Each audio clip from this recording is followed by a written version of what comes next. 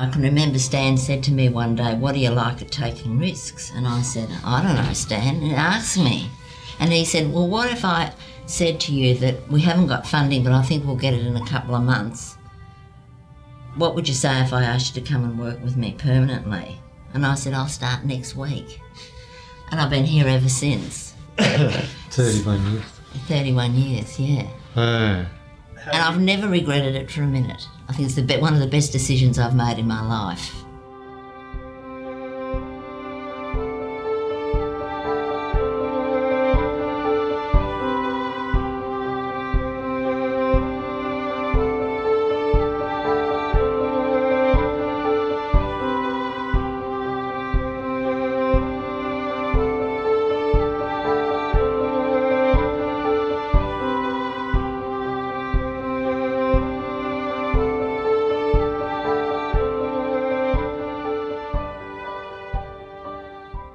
I was 33 years of age when I went to prison, proper.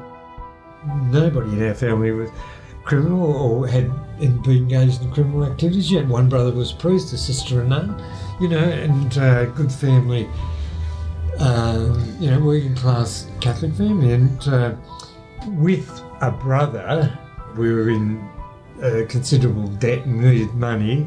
And I said to Mick, "Well, Mick, you've worked in a bank, you know the drill." I said, "Why don't we rob a bank?"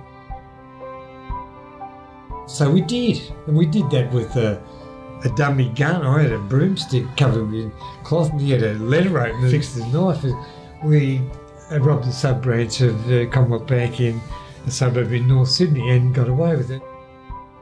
But Mick was conscience-stricken about it all, and he was getting around. He'd lost his sense of humour, and I could notice the difference in him. And I said to him one day, I said, "Mick, what's the matter?" And he goes, "Look, we've got to give ourselves up." It was playing with his conscience, and I said, "Oh, right." So we did give ourselves up, and we spent 3 months at Long Bay on remand, and both received a 9-year suspended sentence with a 4-year non-parole period. And that was his first dealings with the law, my first dealings with. So Mick said to me, he said, "Well, look, we're no good for each other. You know what I mean? We've got, both like a drink, we both big playboys." So he just went straight and clean and got married and had kids and all that. I went on the merry-go-round a bit. Every time I used to get into strife, I'd rob a bank. At one stage, I went into photography, into partnership in the photography business here before I went to prison, and sometimes it got pretty sticky trying to pay the staff, you know what I mean? So whenever we were that low and looked like it was dangerous in that respect, I'd go and rob a bank, and most of that, the money that came out of those robberies went to paying the staff. So I did a series of bank robberies in Sydney and Melbourne, and as a result, of course, got caught and was sentenced to 10 years imprisonment down here. And yeah.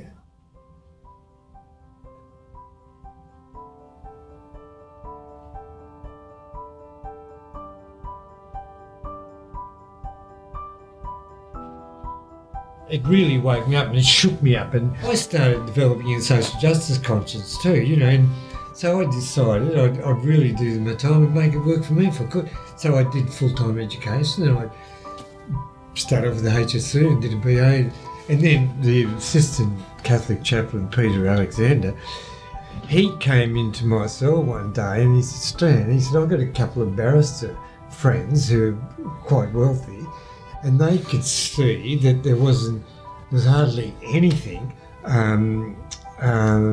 provision for helping blokes when they get out of jail." And he said, "What would you think is needed for something like that?" Looking at the guys around me, I started analysing the system a bit. When I was in prison, 25% of the prison population in Victoria were barely literate, 50% hadn't lived at the same address for longer than 12 months prior to their arrest, 76% hadn't completed secondary education, 50% had dysfunctional families or no family support or other support. I think in the 70s to 80% had drug or alcohol problems. And I started looking at some of these statistics and thought about all the stuff that a person would need, when they got out. Some of them needed accommodation, some of them needed jobs, material aid, some of them need counselling, court appearances, all sorts of things. So, but that exercise you did, we've got it hanging in our boardroom. And that's what ACSO is based upon, because you always sort of said that you need to look at the whole person. And that's what the plan is. It's about providing services, jobs, sustenance, friendship to people when they get out. And that's what we followed. And ACSO does that today too. So it's all from your original idea.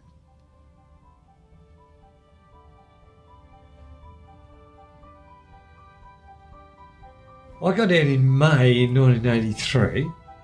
There wasn't anything for ex-prisoners. No, there was nothing dedicated towards them, was there? Yeah, and catering specifically for the needs of ex-prisoners. And so I had this idea of a drop-in centre.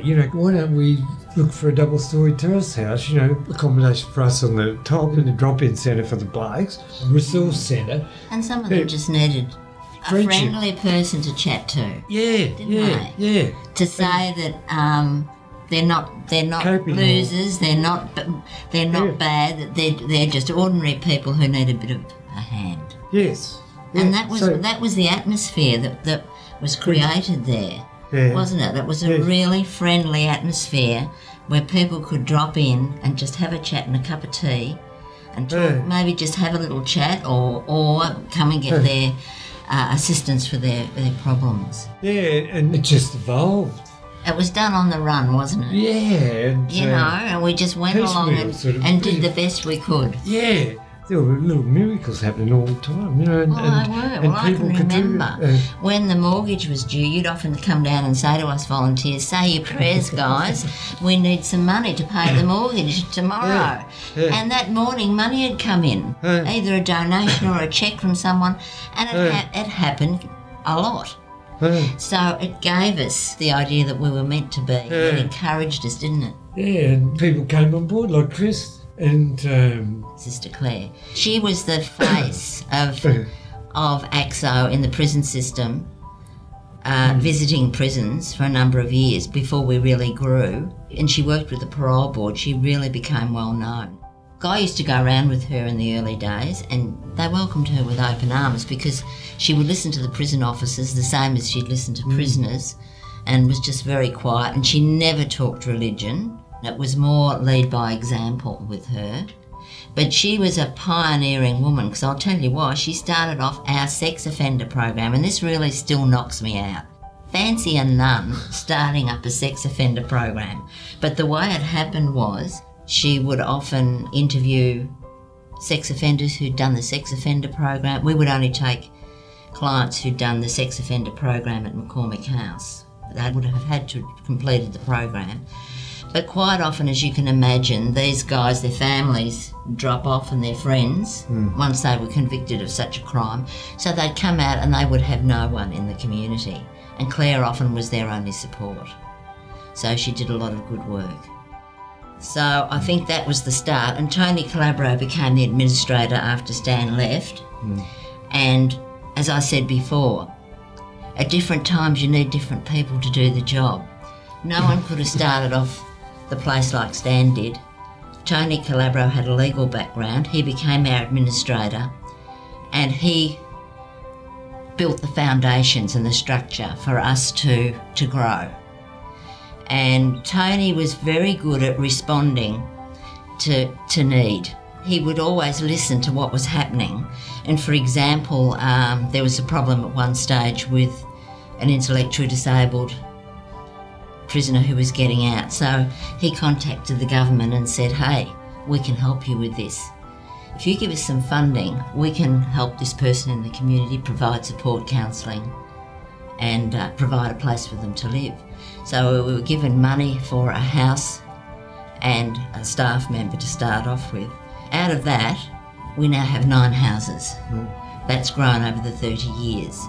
So Tony was very good at keeping his ear to the ground, finding out what the need was and responding. What was a real game changer for the whole organisation was during Jeff Kennett's time, and he commissioned the Penlington report into drugs and alcohol and people being released from prison, and the fact that there was no treatment and that they were falling between the cracks and reoffending very easily because they weren't able to access treatment easily. So it was a tender for a brokerage model. And we had about 30 staff at that time, and we didn't really think that we'd have much show of getting this contract, but Tony said, well, look, let's go for it anyway. So we went for it, and amazingly enough, we won the tender. And when Tony and I went in to see the head honcho at DHS, she said to us, you've got the contract. Well, after we'd picked ourselves up off the floor, she said, do you know why you've got the contract? And we said, well, no. She said, 2 reasons. Your strong links to the judiciary, and secondly, we know you take people in the too hard basket. And we've been impressed by that. So that's why you've been awarded the contract.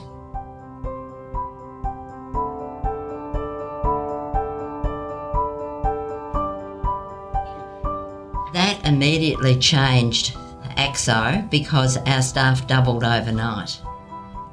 And we then went on and got an employment contract and other contracts along the way. So we kept growing from that point.